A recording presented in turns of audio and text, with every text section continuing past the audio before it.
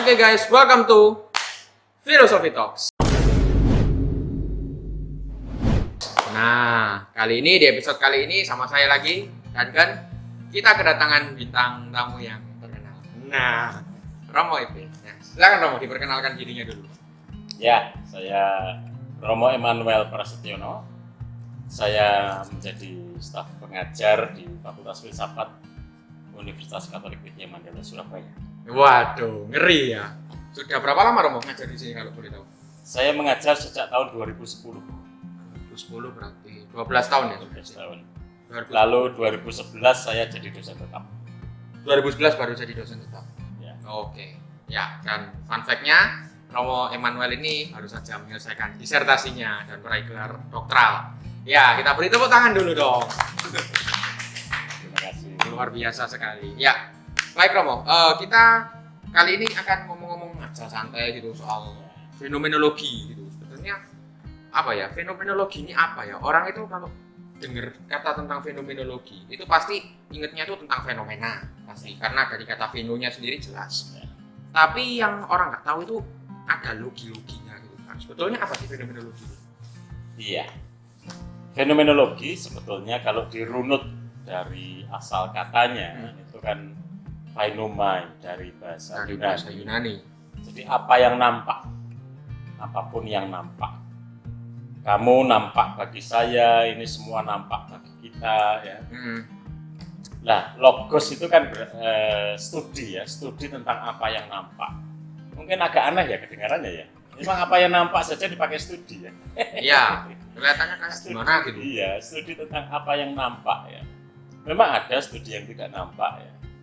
Nah, sebetulnya begini ya. Konteksnya harus dirunut dalam studi filsafat. Ini bagian dari studi filsafat bukan? Jadi harus dilihat dalam kerangka sejarah ya, pemahaman tentang apa yang nampak itu sendiri. Dalam filsafat ya, apa yang nampak bagi saya dan yang saya interpretasikan sebagai yang nampak itu berbeda. Oke. Ya, seperti kalau kita mendengar kata fenomenologi, mau tidak mau kita harus merunut ke salah seorang filsuf yang boleh dikata sangat fenomenal dalam filsafat modern. Masih ingat siapa? Oh, siapa yuk? Yang puncak dari filsafat modern? Kant, Hegel. Namanya mirip nama saya. Immanuel Kant. Ya, Immanuel Kant. Saya nggak kepikiran. Saya nggak kepikiran. Sudah lupa. Udah semester 3. Maka dalam Immanuel Kant, pemikiran Immanuel Kant kan dibedakan antara fenomena dan noumena. Ya betul. Jadi apa yang menjadi sumber pengetahuan kita itu adalah apa yang nampak bagi kita. Okay. Apa yang muncul dan nampak bagi kita. Ya. Sementara halnya itu sendiri tidak kita pahami. Nah, fenomenologi ya, kemudian setelah Kant yang menyebut kedua adalah Hegel. Oke. Phenomenology of Spirit. Ya, itu cukup terkenal sih menurut saya. Ya. Hegel cukup terkenal. Ya, meskipun bukan menurut kamu tetap terkenal dia. Ya sih. Jadi dia fenomenologi roh, ya. Fenomenologi rasio, mind, phenomenology of mind. Lalu yang abad-abad ke-19-20 yang membuat kata ini menjadi begitu terkenal dan seperti menjadi, kalau istilahnya Gadamer itu kata magic ya. Kata yang sering diungkap pada abad-abad itu yaitu oleh Edmund Husserl.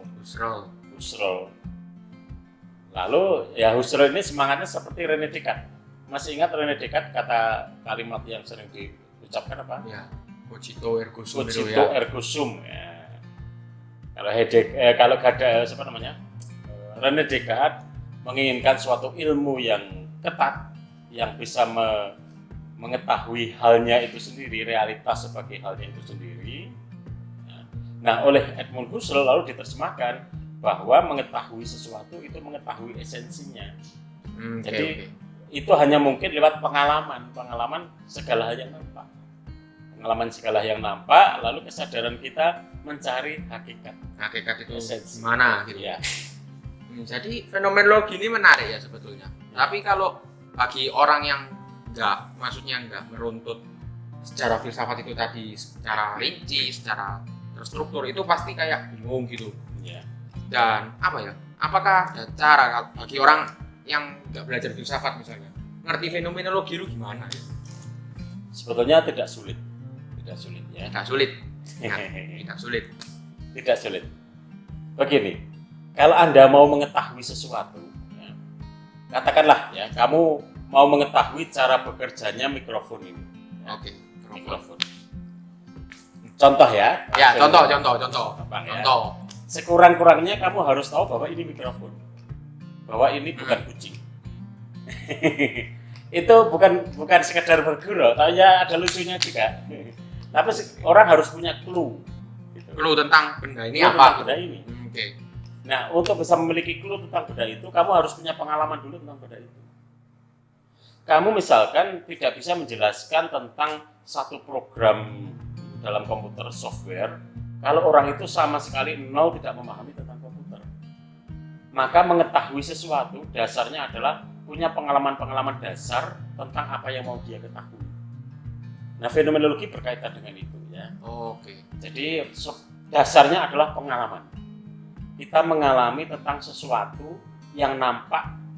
Nampak itu berarti apa? Berarti sesuatu yang kita alami. Yang kita lihat, kita rasakan, kita dengar, kita geluti setiap hari, itu yang nampak bagi kita. Oke. Kamu tidak akan belajar, tidak akan berminat tentang apa yang terjadi di bulan atau di ruang angkasa. Kamu nggak punya basic di luar angkasa. Kamu nggak punya basic hidup di kutub utara. Untuk apa kamu belajar tentang bagaimana harus tinggal di kutub utara? Tapi kamu punya basic, punya pengalaman, punya keinginan, punya intensionalitas untuk belajar bagaimana bisa lulus di fakultas filsafat.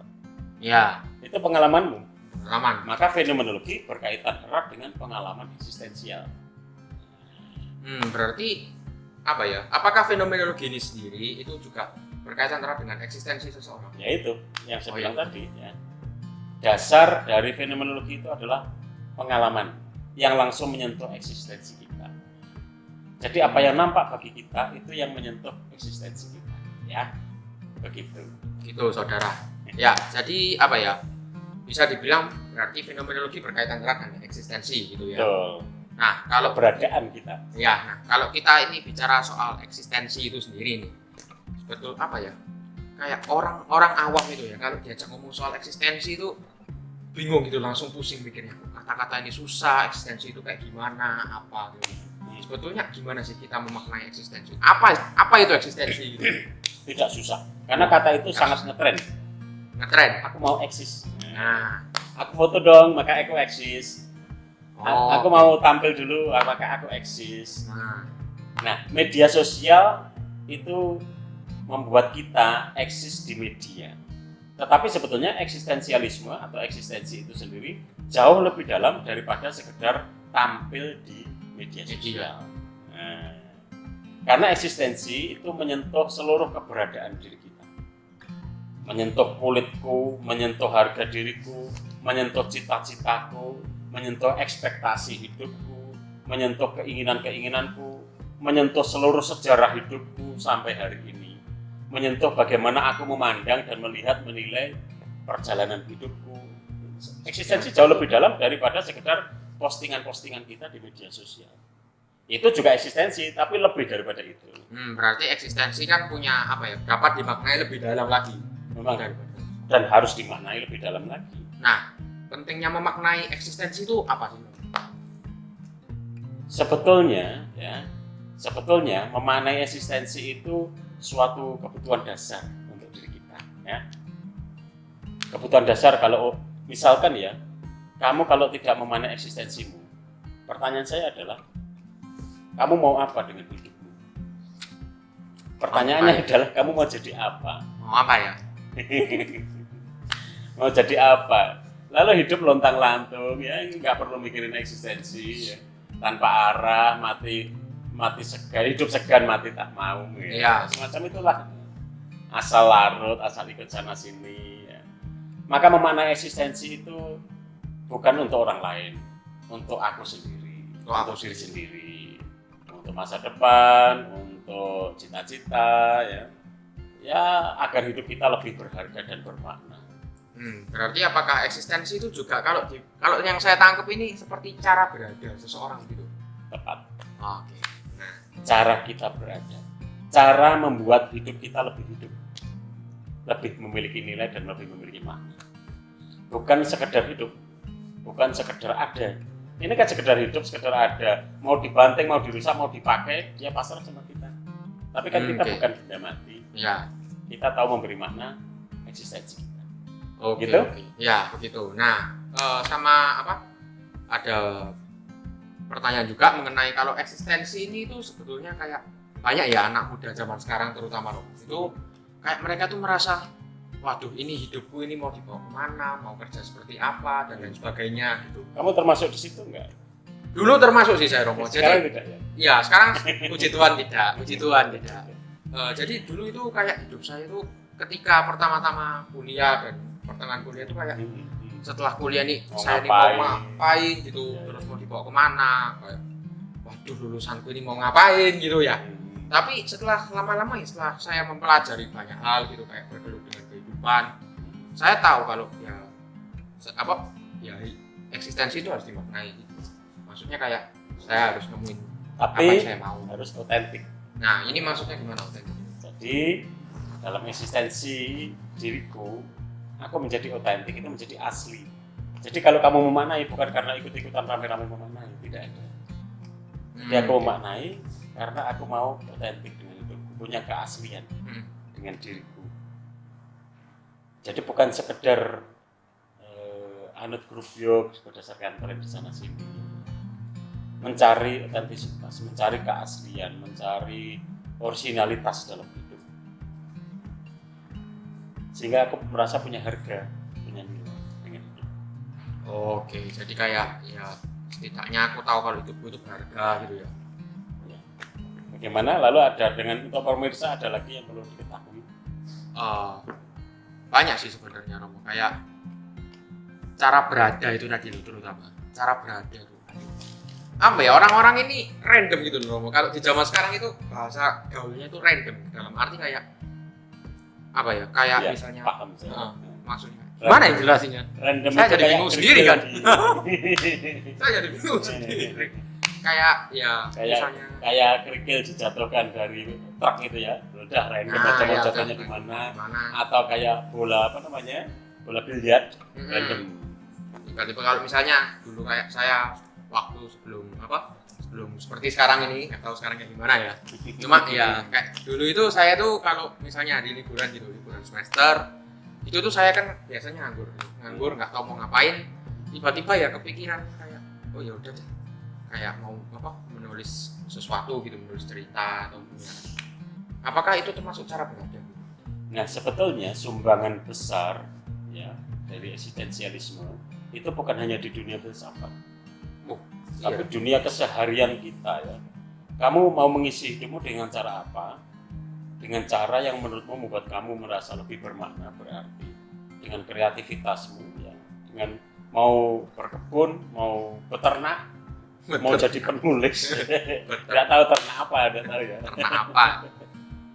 Mau menulis, mau kerja, mau olahraga, atau mau menganggur, sejauh itu menjadi sebuah keputusan ya, jalani. Maka eksistensialisme di dalamnya juga ada soal kebebasan dalam memutuskan. Oh, berarti apa ya? Kemampuan untuk memutuskan. Berarti nganggur itu ya keputusan. Ya sejauh itu jadi keputusanmu. Ada orang tertentu misalkan ya di tengah kesibukan dan dia merasa tidak bahagia, merasa bahwa itu bukan jalan hidupnya. Lalu orang mungkin menarik diri untuk lebih bisa meluangkan waktu untuk keluarga, untuk diri sendiri, sangat mungkin. Berarti apakah eksistensi itu sendiri itu berkaitan dengan tujuan hidup? Salah satunya. Salah satunya berkaitan dengan tujuan hidup. Ya. Yang penting itu menjadi sebuah keputusan dengan bebas dan dengan bertanggung jawab. Nah, bertanggung jawab ini sejauh apa ya kira-kira? Ya sejauh bagaimana kamu melihatnya. Berarti apa ya? Susah ya? Nggak susah sih sebetulnya. Ya sederhana sebetulnya. Seperti yang tadi dibilang, kalau susah itu berarti kita sendiri yang buat susah sebetulnya. Betul. Tapi kayak berarti kan fenomenologi eksistensialisme itu sangat berkaitan dengan kehidupan sehari-hari. Keseharian. Maka basic dari fenomenologi dan eksistensialisme itu adalah hidup sehari-hari. Hidup sehari-hari. Pengalaman hidup sehari-hari yang langsung menyentuh keberadaan. Berarti tanpa sadar ya kita setiap hari itu kayak apa ya, membuat pilihan untuk bereksistensi. Nah, itu harus sadar, bukan tanpa sadar. Oh itu harus sadar. Iya. Harus sadar. Harus sadar, bukan tanpa sadar ya. Jadi ini mengangkatnya ke level kepada kesadaran. Tidak ada sebuah kebebasan dan tanggung jawab tanpa kesadaran. Berarti apa ya? Setiap orang berarti itu eksistensialis. Mungkin saya lebih tepat berkata begini, setiap orang dipanggil untuk menjadi eksistensialis. Nah, lalu dia menjadi realistis dengan hidupnya. Tapi berarti pilihan-pilihan eksistensi itu akan mengantarkan seseorang pada pilihan-pilihan berikutnya. Jelas seperti sebuah efek domino begitu ya. Ya, Jadi begini ya, dalam eksistensialisme dan fenomenologi itu ada beberapa kata kunci ya. Kesadaran, lalu tujuan atau maksud dari hidup itu sendiri, lalu pengalaman yang langsung menyentuh keberadaan kita, dan bagaimana kita melihat semuanya itu. Oke. Memang ini soal cara hidup, cara berada, dan cara melihat. Cara hidup, cara berada, dan cara melihat. Itulah fenomenologi eksistensial. Tapi menarik ya, berarti kan sebetulnya orang awam pun, orang yang nggak belajar filsafat bisa memahami eksistensi. Bisa, sangat bisa. Nah, kalau boleh tahu ini salah satu contoh pemikir eksistensialis atau fenomenologi yang cukup terkenal. Sudah saya katakan tadi, dikatakan bapak fenomenologi adalah Edmund Husserl. Ya. Edmund Husserl. Ini bagaimana ceritanya Husserl ini bisa tiba-tiba kepikiran? Tidak, dia tidak tiba-tiba. Oh, nggak tiba-tiba. Nggak tiba-tiba. Tidak tiba-tiba ya. Jadi sudah saya katakan tadi bahwa ini dikembangkan sebetulnya sejak Immanuel Kant. Hanya dalam Immanuel Kant ya, fenomenologi fenomena itu sejauh pengalaman individu, sementara dalam Edmund Husserl ya, dia mencari hakikat dari pengalaman-pengalaman itu lewat apa? Lewat bracketing. Jadi kesadaran kita menunda putusan-putusan itu untuk melihat hakikat. Lalu itu nanti akan dikembangkan oleh Heidegger yang mengatakan bahwa kesadaran kita itu justru tersituasikan oleh faktor-faktor historis di sekitar kita. Tanya satu filsuf lagi kan mau? Ya. Filsuf eksistensialis ya. Nanti kita belum nyebut ya. Cuma fenomenologi doang. Kalau gitu filsuf eksistensialis salah satu loh. Siapa? Masih ingat nggak di kelas saya pelajaran siapa filsuf yang sangat terkenal dengan eksistensialis? Kierkegaard itu terkenal. Betul saya. Masih ingat? Masih ingat. Ini memang student hebat. Wah, saya terlalu dipuji. Ya, Kierkegaard itu bapak, boleh dikatakan ya pemula dari para filsuf eksistensialis. Dan itu sebetulnya lebih merupakan reaksi dia terhadap filsafatnya Hegel yang dianggap terlalu idealis. Jadi Kierkegaard semacam menurunkan level pikiran yang begitu abstrak dalam pemikiran Hegel, diturunkan ke level keberadaan sehari-hari. Bahwa yang namanya rasio pemikiran itu berada dalam konteks kesejarahan yang kemudian terus bergerak dikembangkan oleh para filsuf berikutnya, terutama oleh Jean-Paul Sartre. Tapi reaksi dari filsafat Hegel itu tadi kan reaksi terhadap filsafat Hegel kan itu kan kemudian akhirnya melahirkan eksistensialisme. Melahirkan eksistensialisme itu berarti, tapi reaksinya itu berbeda-beda maksudnya. Reaksi apa maksudnya? Dalam arti reaksi apa? Reaksi memahami eksistensialisme itu sendiri. Ya itu hal yang biasa, hal yang sangat wajar ya. Dalam dunia filsafat satu pemikiran itu ketika beranak pinak berkembang begitu banyak varian yang dikembangkan. Sehingga dalam eksistensialisme itu ada yang berpikiran ada yang menggunakan pola ateisme, ada yang juga teisme, ada yang dikembangkan untuk hal-hal yang sifatnya ketuhanan, keilahian, ada yang sifatnya sekular. Itu sangat biasa dalam filsafat. Itu sangat biasa berarti perkembangan pikiran. Varian-variannya banyak. Tapi justru yang varian-varian seperti itu memperkaya kasana pemikirannya. Ya, sangat. Ya. Oke, bagaimana? Oke, itu kira-kira teman-teman kalau ada yang masih penasaran silakan kontak Romo Emmanuel.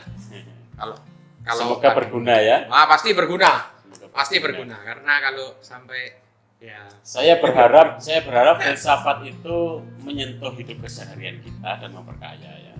Dan saya selalu berkeinginan membuat filsafat itu sehari-hari, bukan sesuatu yang abstrak, ya bukan sesuatu yang rumit. Nah, menjadi rumit itu kalau kita belajarnya setengah-setengah.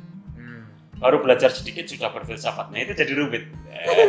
Kalau belajarnya beneran ditekuni, kita rumit di pikiran kita, tapi keluar ke mulut kita jadi sederhana.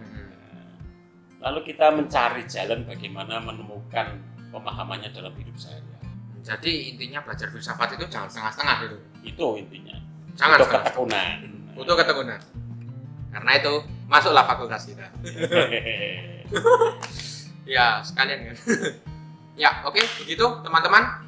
Ya Thank kita you. berbincang dengan Romo Emmanuel tadi. Kalau masih ada yang penasaran silakan taruh di kolom komentar di bawah atau kontak di Instagram. Jangan lupa subscribe, jangan lupa follow Instagram Fakultas Filsafat BM. Gitu Romo, terima kasih atas waktunya. Ya. Kita akan kembali lagi dengan bintang tamu yang lain yang juga sama-sama sparklingnya. Nah, sama-sama sparkling. Oke, terima kasih dan sampai jumpa di konten berikutnya. Dah. Dadah.